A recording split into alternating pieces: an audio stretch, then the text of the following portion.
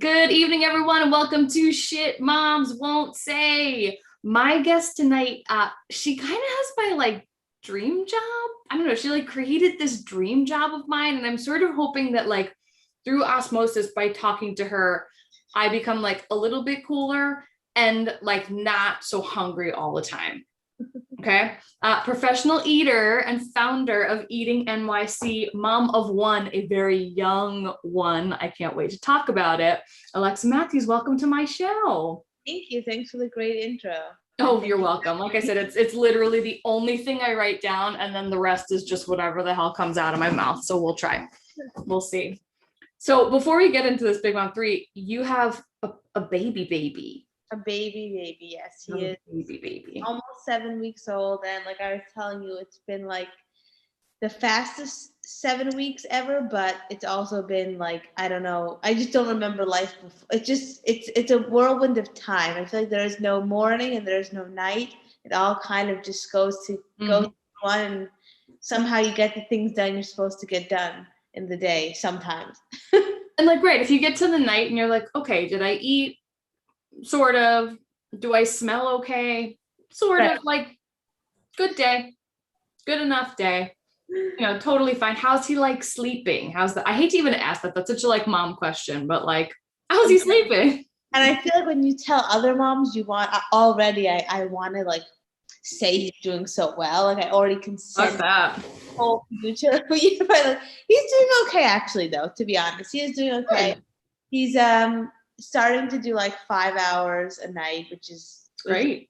Pretty major. I think if you can sleep those same 5 hours, and you're in pretty good shape the next day, kind of thing. I think for newborns, if I remember, my wife's a doula, so she's always spitting birth facts at me. So some of them I retain, some of them I don't. This one I think is true. For a newborn, I think a 4-hour stretch is considered sleeping through the night. So he's crushing it. Yeah, he's doing pretty good. He just makes a lot of noise. A lot, not crying, but grunting and groaning. Oh, that scared the crap out of me when Lily was a baby. I didn't understand what's wrong with her. Apparently not. Babies don't make this much noise. He's definitely more vocal than average. Really? Yes. Oh, all right. Well, then he has big things ahead of him. Who knows? Exactly. Who knows? Well, welcome to the Mommy Club. It's all different kinds of stuff. Yeah. So let's do the Big Mom 3, because this is going to be extra fun.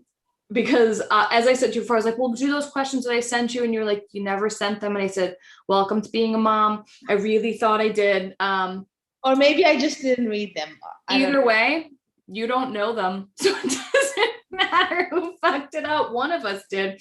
So let's just do them. We'll see. They're really easy. Softball questions. And one of them I think is going to be a lot of fun because he's so little. So the first one, easy breezy. Did you always know you wanted to be a mom? Yes. Yes, 100%. Sure, yeah. Although I never envisioned myself as a mother of a boy. So I spent my whole life imagining myself with a girl. And then when I found out I was a boy, it's kind of okay. So what's this? I just had never thought about what having a boy would be like. Okay. So okay. No, I get. So I'm actually the exact opposite. When my wife was pregnant, I was a boy. You dress a boy in cool jeans, the whole thing. I had a boy in my head. And then we found out we were having a girl. I was what? Babies are boys. So you have this vision, right? And then I think a lot of people are in that boat. So I was definitely surprised, but I think once you have the baby, you love it as your child, and you don't really think about that so much anymore. Yeah, it's just yours. Yeah, and it's and people said that to me, and it is definitely true, because you just love him and he takes up your whole life and heart, and just great. I mean, I would like to have a girl still, but my whole desk is wood. I'll knock a lot of wood for you. That's my wife was well, I got the girl, so whatever comes next, who cares? I'm you really feel that way? Okay. That's what my husband. Fair enough. Okay, second question. And this is the one I think You may not have an answer for this yet, but if you do, it's going to be really raw and I can't wait. Oh God. Okay. And this could be like through pregnancy too. So whatever like pops in your head, just go for it. Okay. What is the shittiest or most backhanded piece of advice or like comment you've gotten from another mother or parent so far?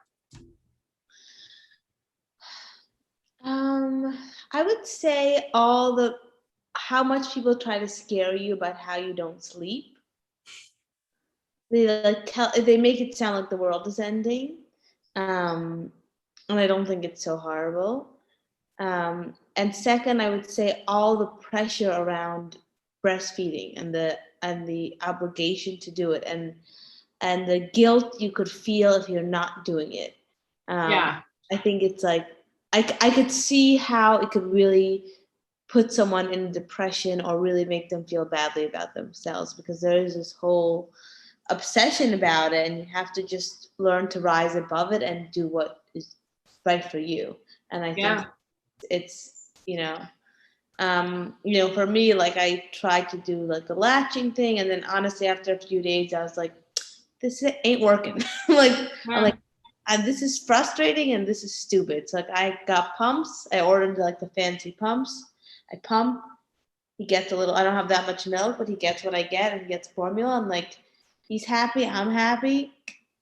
It works. And it works, right? And I'm like, this is just what worked for me. And like, I could have tried harder and made myself crazy, but like, you just have to, I think the biggest like takeaway so far is like, I like all the advice. Like people are like, don't listen to anybody, but like, I like listening to people because I like hearing all the perspectives, but then I like to just take from it what I want, And I think that's kind of, for us, that's been the best kind of way to go about all this, navigating all this craziness. That totally makes sense, because people love to give advice, and it's so much of like how it's said though, right? Like people are offering advice, like no problem. It's when they're like, my advice is the authority. Right.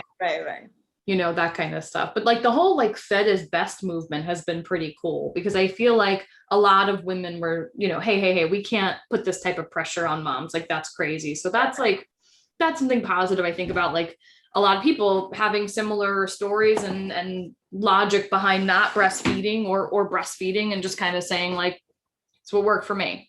So right. And you just have to be able to make your own decisions and be confident in them. Yeah. So I'm going to sort of alter the third question, because I kind of want to hear what you think maybe. I don't know. I'm going to alter it this way and you answer it however you want. Normally the question would be, what is a skill or superpower you had before becoming a mom that's really helped you as a mom? I want a two-parter for you. I want that, but then I also want to know, like, what do you think down the road will be really, really helpful to you? I think I would say I was always very good at multitasking. Like, and I like look at myself sometimes and I'm like, I just picked that up with my toe while pumping and eating. Like that was pretty cool. And I was like, like things, the amount of things you can do is pretty crazy. Like I feel like I'm doing 3 things at once a lot of the time, and I feel like just because I'm good at multitasking, or that's a good one. That's like going to come in super handy for you for sure. That's awesome. I mean, having these electric pumps is like really cool, because like you can just put them in your bra and like do a lot of things while you're pumping. Like if I had to sit still 10 minutes every 3 hours, I would go crazy. Like I'm not good at sitting still. So like the fact that I can do all these things at once is great. And what was the second part of your question? What do I feel like, well, down the road, but that could still be the answer, right? Like your multitasking is going to probably serve you forever, but like, is there something that you think is going to come into play, like when he's a little older, or there's like more kids in the picture, that would be equally as like superpower worthy to you? Question.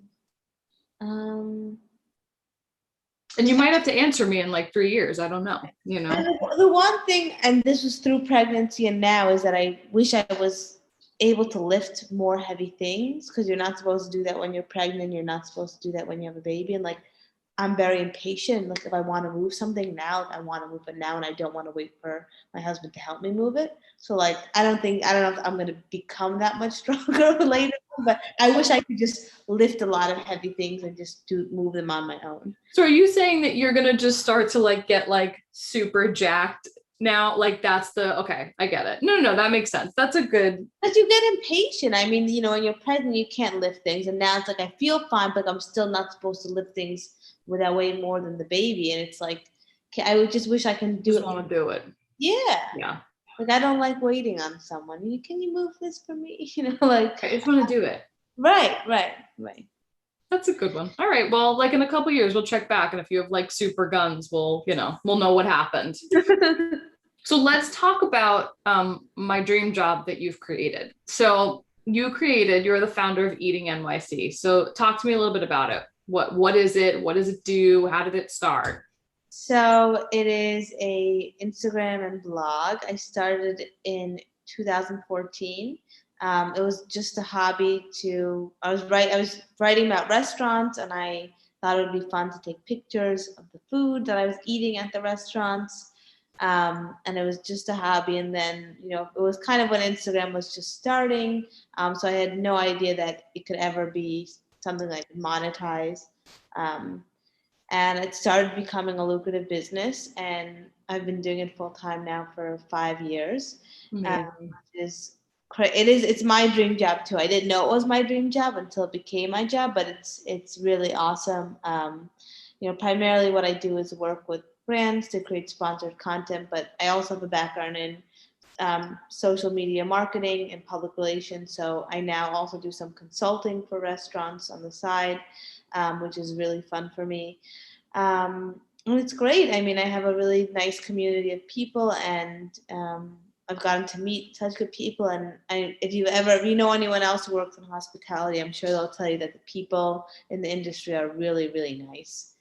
So I feel grateful to be in such a nice industry of people. And, you know, in the city or in New York in general, just it's always exciting. You know, there's always new restaurants. There's always new things happening. We're like the center of all food trends, even when it comes to like consumer packaged goods and all that. Like we're at the center of it all. So it's even though things are weird. For sure. I was going to ask, like, what this past year had to be super odd for what you do.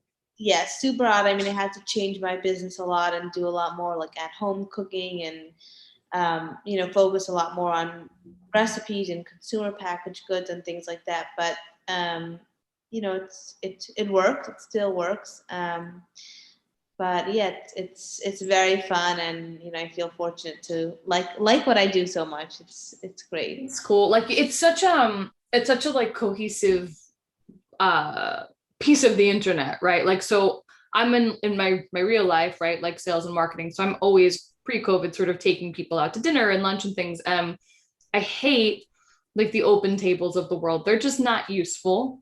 You don't get a lot of information. So I found your blog a while ago, and I would like check in and be like, well, what does she have to say about this place? Like, has she ever been there?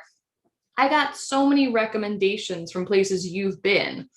I love it. And I've recommended it to people to be like, no, don't look at that. Look at this. So like, if anybody's out there thinking of ways to like find a cool new place to take a friend or a client or whatever, like she's your chick. Like, cause you write like a good, like, it's very honest, you know, like I feel like it's not like. I try to be honest. I try to be, you know, like organic, keep it real. You know, and it started just being about restaurants. Obviously it's changed into it's evolved tremendously, sure.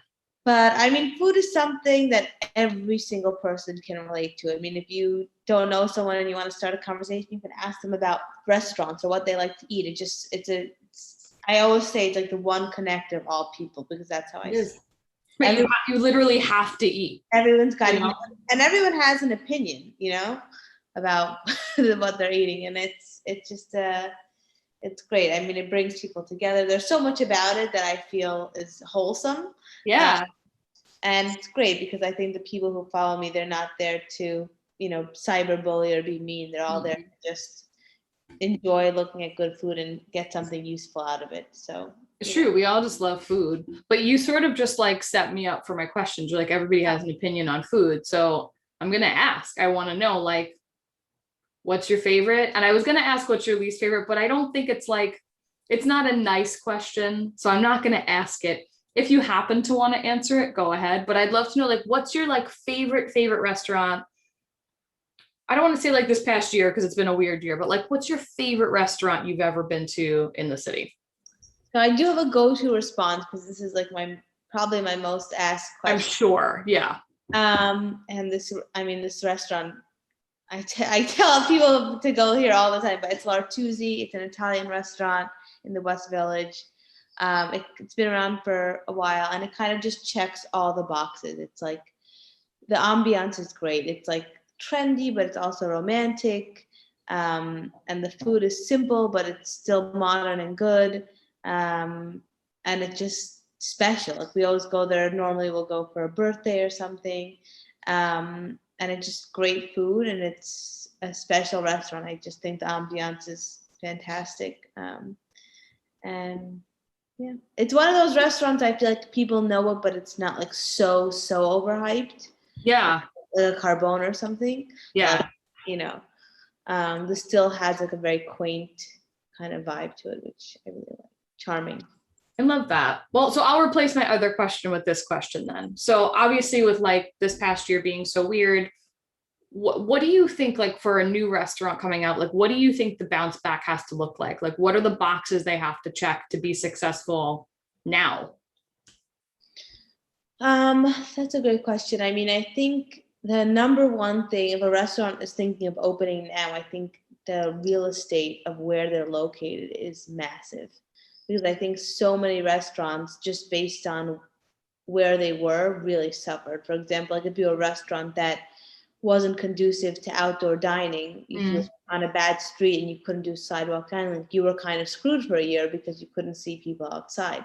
And I think, restaurants have to consider that now. And I've seen restaurants that maybe had 10 seats inside, but because of where they were located, they could have 20 tables outside, and now their business has tripled, which is crazy. So it's been really great. It's been really great probably for more restaurants than it's been bad, but I think a lot of restaurants have really suffered for that. So I think that's one of probably the most, real estate and where you are in the city's always been important. Sure. I think even more so now with this whole outdoor dining, because it is supposed to be quote unquote permanent, whatever that means, but it seems like it's here to stay. So I would say that, and then I think you have to have a really good, I just think all these COVID, like, I don't know what the right word is, but like you have to have a good like delivery program. You have to have a good takeout program. Like you should probably consider having a lot of dishes on your menu that are good for takeout. I think it's kind of like it's ending, but it's been ending for like a long time. So like we don't really know. No, I know. It's scary. It is, but that's a great point. Like the outdoor thing. I actually never even thought about that like some restaurants were able to like double or triple what they had going on just based on capacity. That's pretty cool. Yeah, so it's been really amazing for some restaurants, but I think for others that they just couldn't do that outdoor seating. It's like really sucked. They suffered. Before we start to wrap it up, here's like my last two. So first of all, I want to know, do you cook, or do you just like take in are people just sending you food? That's really what I need to know for me to pursue my fantasy job, which is your fantasy job, which is your job. Do people just send you food now? We do get a lot of deliveries. That's awesome. A lot. We get a lot of sweets because people know I love sweets. So like our freezer is so small now, and like one of like my daily struggles is rearranging the freezer to fit in all the ice cream that we have. It's true. Like I like need someone to come over once a week and like take 10 pints of ice cream out for me. I would be so happy to do that for you. Anytime. But I do like to cook. I think it's funny. I think in the pandemic, my husband and I always would say, he always said he was a better cook. And it wasn't until the pandemic that I kind of had to give it to him that he really is the better cook. And I resent saying that so much. And now it's going to be like, it's like, you know, when you do like it's in writing, like now it's in internet. People are gonna know your husband's a better cook than you. And he's also much more creative. Like he'll just come up with crazy things. But I do cook, but I'm more like, all right, let's make this turkey burger, let's make this pasta, and we're calling it a day. And he's like, why don't we make this like Middle Eastern kebab, or why don't we make this hollandaise sauce? I'm like, who has the patience for that? And he's like, no. I was like, or it's like a pasta maker, and it's making the pasta, and like I really have to be in the mood for that. Whereas he, like, it just ultimately, that was Some people enjoy that. Yes, and I think it's a mental illness. To be honest, I think it's a mental illness. I could take in every night of my life. My wife likes to cook, and I think she's mentally ill. I do. There you go. Katie, you're mentally ill for loving to cook. There you go. I love to bake. It's very to the point, and that's it. Right. Well, also, I think I've done so much cleaning the last year that I think the cleaning part of cooking, and I feel like such like a mom saying that, but like I think the cleaning part of cooking has really turned me off to it. I get it. Well, I have to clean as I go, and I think that's why I don't enjoy it. I'm like scrubbing a pan as I'm like finishing something. Right. It's a mess. And after you've cooked, I mean, pretty much every night for a year and a half, I'm cleaning. I'm kind of like, ugh, like done. Right. Well, so let me ask you this. What did you eat tonight? What was tonight's dinner? If you had dinner. No, I haven't had dinner yet, but what am I gonna have? Well, we actually have a crazy story, which is that we've moved in April and we still don't have gas. Oh no. Oh no. So it's been rough. I mean, I haven't been able to do like my recipes for my Instagram, but it's been rough. They're actually supposed to come tomorrow. Fingers crossed. Okay, I'll knock wood again for you. Yes, more wood knocking. So cooking has been tough overall, although we do have an oven. But tonight we have some leftover chicken cutlet that I'm gonna have, and probably make a salad. But that also sounds exhausting. So maybe just chicken. Don't do it. Just eat the chicken. If the kid's sleeping, eat the chicken. Forget it. Right. Yeah, even a salad. It's like the other day I made a salad and I was like literally the most boring salad, but I posted a picture of it. And I was like, I feel very accomplished that I spent 15 minutes cutting up vegetables and making a salad to eat for lunch. That was like fine, but like, wow, it's a lot of work. It's a lot of work. I know. All of a sudden you're like, I don't want to do anything. I don't do anything that requires more than like the max capacity that I'm at 100% of the time. Right. And it's so different, especially I don't know if I'll get out of this phase, but like the phase I'm in now is like, I get hungry and I need to eat now. Like, it's not like you're pumping, right? So like that, you're starving. Right. But yeah, like making a sandwich is like crazy. Like the 5 minutes while the bread is toasting, I'm like So we do, this is why my wife and I have to, I count like every calorie I put in my body or else it wouldn't go that well for me. Like if I don't work out and count my calories, yikes. I'm a small girl. Like I'm short. So or two, I'm 5 feet. Oh, you're short. Oh, you're shorter than me. So I'm 5'4", but like, Lord, I wish it's like average. It's like average, but like, okay. So, if you like, and there's nothing wrong with gaining weight. Everybody's wonderful. For me though, my natural body weight is around where I am. And if I gain like 3 pounds because I'm not a tall person. Yeah, I get it. You know what I mean? So I count every calorie, but when we're like doing something in a microwave, we're eating snacks. We call them microwave snacks because you can't wait.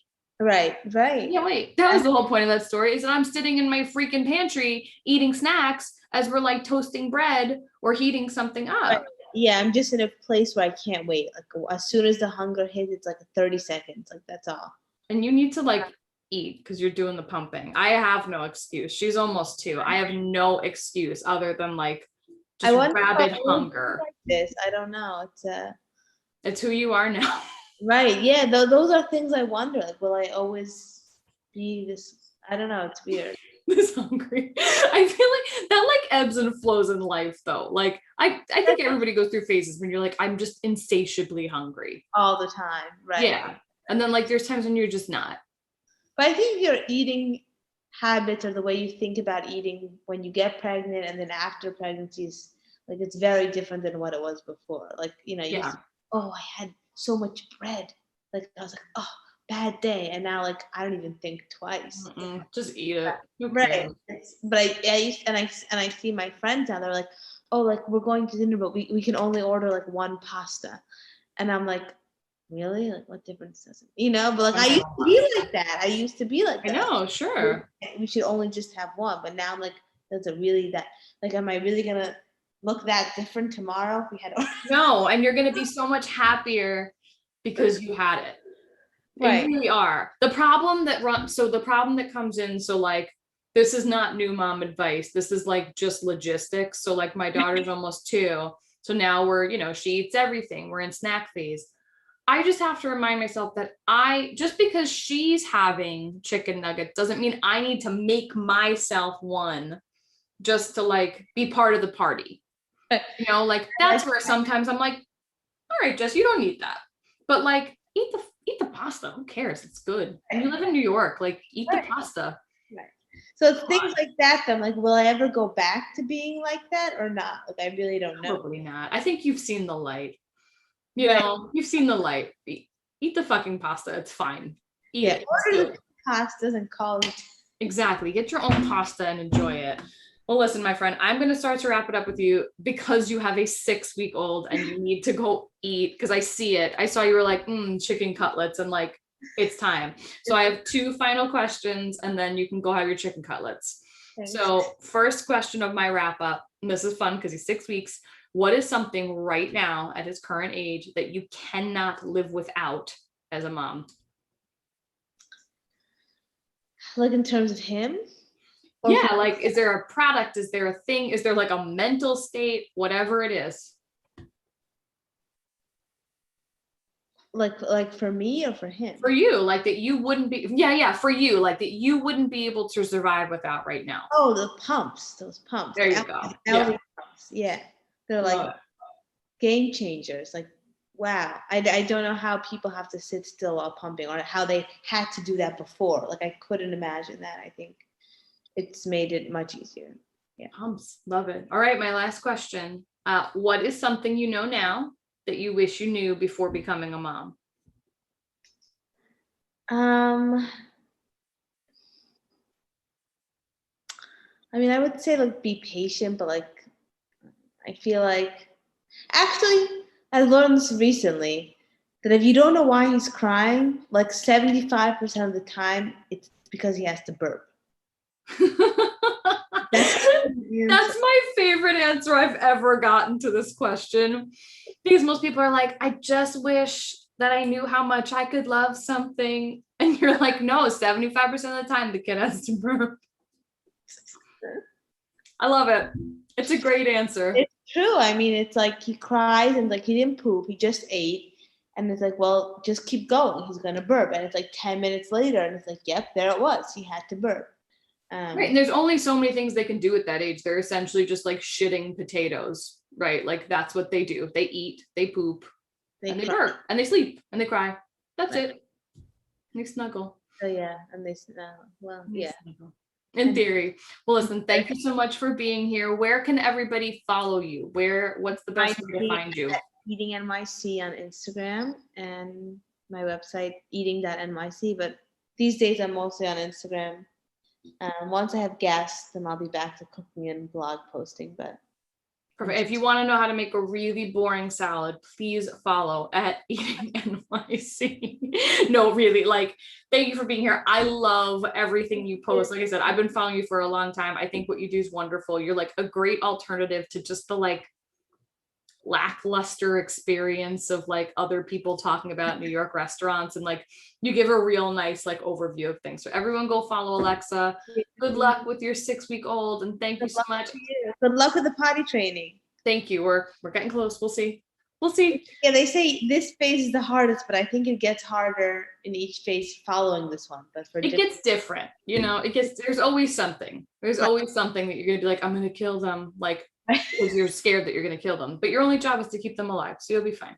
Exactly. You'll be fine. Well, thank you so much for having me and great chatting with you. Thank you. Great chatting with you too, and thank you for tuning in to Shit Moms Won't Say. We'll see you next week.